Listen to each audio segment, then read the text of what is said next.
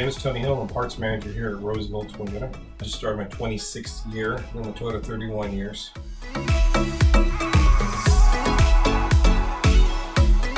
You know, truly, believe it or not, it was a passion for Toyotas. When I was growing up, I bought my first Toyota when I was 14 years old. Started racing before I even had a driver's license and just loved Toyota. I went to work for an independent shop when I was about 17, 18, a Toyota independent shop, and did that until probably about 88, and then started working at started managing an independent shop in the 90s, and then came here in 94.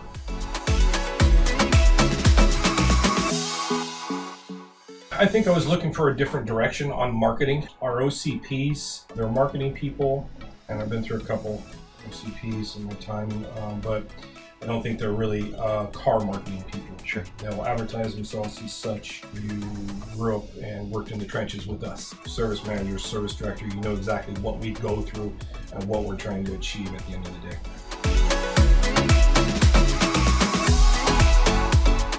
What really stood out to me the most is that you had, as you labeled it, the secret sauce, in that you went after a group of people that I didn't have the business before, people that had never been to my store. Our current marketing company, we're just advertising to people that are already our customers.